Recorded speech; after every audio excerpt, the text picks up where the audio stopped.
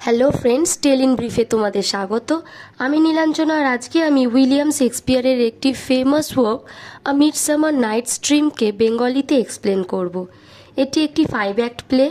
এটিকে লেখা হয় 1595 টু 1596 মধ্যে।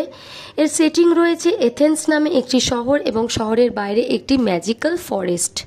এর জনরা হচ্ছে কমেডি। এবার আমরা ক্যারেক্টার লিস্টটা দেখে নেব।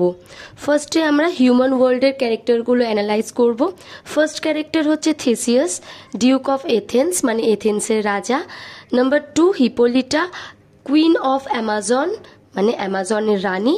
আর এই প্লেতে থেসিয়াস এবং হিপোলিটার মধ্যে বিবাহ হবে। নাম্বার 3 হারমিয়া, লাইস্যান্ডার, হেলেনা এবং ডেমেট্রিয়াস হলো 4জন ইয়াং লাভার্স, যাদের মধ্যে কিছু ম্যাজিকের জন্য লাভ ট্রায়াঙ্গেল দেখা যাবে। গল্প শুরু হলে সেটা তোমাদের কাছে ক্লিয়ার হয়ে যাবে। নাম্বার 4 ইজিয়াস, হারমিয়ার স্ট্রিক্ট বাবা। Number 5 Nick Bottom, Peter Quince, Snug, Flute, Snout, Starveling. এরা হলো থিসিয়াসের সার্ভেন্ট, যারা থিসিয়াসের ওয়েডিং পারপাসে একটি নাটকের আয়োজন করে। এবার আমরা ফেয়ারি ওয়ার্ল্ডের ক্যারেক্টারগুলি অ্যানালাইজ করব। ফার্স্ট ক্যারেক্টার হচ্ছে Oberon, king of fairies. Next Titania, queen of fairies. Number 3 ক্যারেক্টারটির নাম হচ্ছে রবিন গুডফেলো, কিন্তু এই ক্যারেক্টারটিকে পাক বলা হয়েছে এই প্লেতে। এই পাক হচ্ছে ওবেরনের দুষ্টু ফেয়ারি সার্ভেন্ট, যে প্লেতে অনেক গন্ডগোল তৈরি করে। নাম্বার 4 পিস ব্লসম, কবওয়েব, মথ, মাস্টার্ড সিড। এরা হচ্ছে টাইটানিয়ার ফেয়ারি সার্ভেন্টস। এবার আমরা স্টোরি স্টার্ট করব। প্লের প্রথমেই দেখা যায় থেসিয়াস এক যুদ্ধে হিপোলিটাকে জেতে এবং সামনেই তাদের বিবাহ। থেসিয়াস বিবাহ উপলক্ষে সমগ্র শহরকে সাজিয়ে দেওয়ার অর্ডার দেয়। এমন সময় এক ভদ্রলোক ইজিয়াস এসে নালিশ জানায় যে সে চায় তার মেয়ে হারমিয়ার বিয়ে ডেমেট্রিয়াসের সাথে হোক, কিন্তু হারমিয়া লাইস্যান্ডারকে ভালোবাসে। লাইস্যান্ডারকে না পেলে হারমিয়া মরেই যাবে। লাইস্যান্ডার বলে ও ডিউক, ডেমেট্রিয়াস কেবল টাকার জন্য হারমিয়াকে বিবাহ করতে চায়। আসলে তো ডেমেট্রিয়াস হেলেনার সাথে রিলেশনে ছিল। থেসিয়াস হারমিয়াকে বলে তোমায় তোমার বাবার কথা শুনতেই হবে, না হলে মৃত্যুদণ্ড দেয়া হবে বা নান হতে হবে। এই নান হওয়ার অর্থ হলো সন্ন্যাস গ্রহণ করা, মানে একেবারেই বিবাহ না করা সারা জীবন। এবার নিরুপায় হয়ে হারমিয়া ও লাইস্যান্ডার ডিসাইড করে তারা পালাবে। তখন হেলেনা এসে হারমিয়াকে বলে আমার ডেমেট্রিয়াস তো তোমায় ভালোবাসে। তখন লাইস্যান্ডার বলে আমরা আজ রাতে পালাবো, তারপর ডেমেট্রিয়াস তোমার হবে। কিন্তু বোকা হেলেনা একথা ডেমেট্রিয়াসকে বলে দেয়।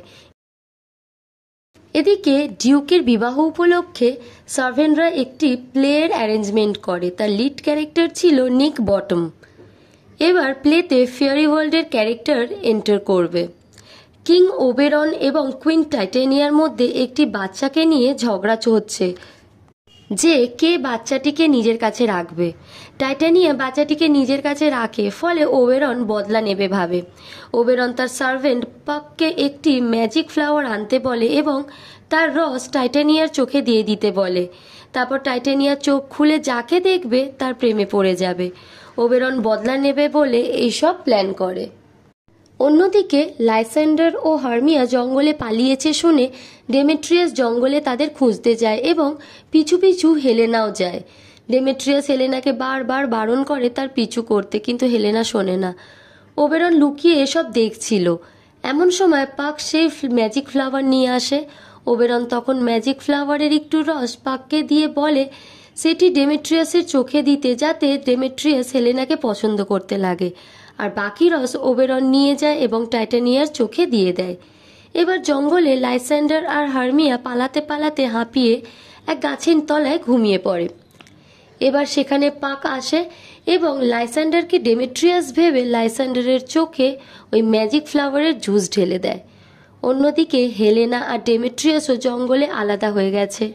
ডেমেট্রিয়াসকে খুঁজতে খুঁজতে হেলেনা লাইস্যান্ডার সামনে চলে আসে, আর লাইস্যান্ডার চোখ খুলে হেলেনাকে দেখে তার প্রেমে পড়ে যায়। লাইস্যান্ডার নিজের মনের কথা হেলেনাকে জানালে হেলেনা সেটিকে ইয়ার্কি ভেবে চলে যায়। লাইস্যান্ডারও হেলেনার পিছু পিছু চলে। এবার হারমিয়া উঠে লাইস্যান্ডারকে দেখতে না পেয়ে লাইস্যান্ডারকে খুঁজতে বেরিয়ে যায়। নেক্সট ডে সার্ভেন্ট টিম নাটকের রিহার্সালের জন্য জঙ্গলে আসে। নাটকের মেন ক্যারেক্টার নিক বটম একটা গাধার মাথা পড়ে নেয় এবং ভুলবশত টাইটানিয়ার সামনে চলে যায়। তখনই টাইটানিয়ার ঘুম ভাঙে এবং নিক বটমের প্রেমে পড়ে যায়। ওবেরন আর পাক তো ভীষণ মজা পায়। তখন এরা দেখে যে হার্মিয়া লাইস্যান্ডারকে খুঁজছে আর ডেমেট্রিয়াস হার্মিয়ার পিছু করছে। ওবেরন বলে, রবিন, তুমি কি গন্ডগোল করেছো? এবার আমায় এসব ঠিক করতে হবে। ডেমেট্রিয়াস ক্লান্ত হয়ে যখন গাছের নিচে শুয়ে পড়ে, ওবেরন তার চোখে ফ্লাওয়ার জুস ঢেলে দেয়। এদিকে লাইস্যান্ডার আর হেলেনা ডেমেট্রিয়াসের কাছে এসে পড়ে। ডেমেট্রিয়াস চোখ খুলে হেলেনাকে দেখে তার প্রেমে পড়ে যায়।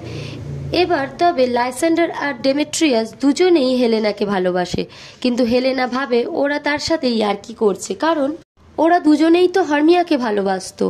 তারপর হার্মিয়া আসে এবং লাইস্যান্ডার বলে যে হেলেনাকে ভালোবাসে সে। কথা শুনে হার্মিয়া তো ভীষণ রেগে যায়। ওবেরন এসব দেখে রেগে গিয়ে পাককে সব ঠিক করতে বলে। এবার রাত্রে যখন সবাই ঘুমোচ্ছিল তখন পাক অন্য একটি ফুলের রস আনে, যেটি আগের ম্যাজিক ফ্লাওয়ারের কাজ নষ্ট করে দেবে এবং রসটি লাইস্যান্ডারের চোখে দিয়ে দেয়। অন্যদিকে ওবেরন ভাবে টাইটানিয়াকে এবার ক্ষমা করে দেওয়া উচিত। টাইটানিয়া বটমের সাথে ঘুমাচ্ছিল। নতুন ফুলের রসে তার ঘোর কাটে এবং নিজেকে গাধার মাথাযুক্ত বটমের সাথে শুতে দেখে অবাক হয়ে যায়। তখন বটম মাথা থেকে গাধার মুখোশ খুলতেই বোঝা যায় বটম তো আসলে একটি মানুষ।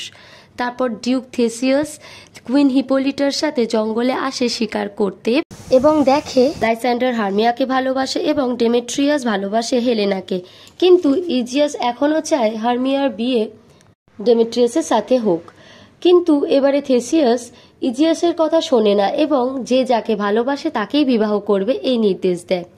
শেষে সব কনফিউশন সলভ হয়ে যায় এবং লাস্ট সিনে থেসিয়াস এবং হিপোলিটার বিবাহের পর সার্ভেন্টরা নাটকটি প্রেজেন্ট করে, কিন্তু নাটকটি ভীষণ বাজে হয়।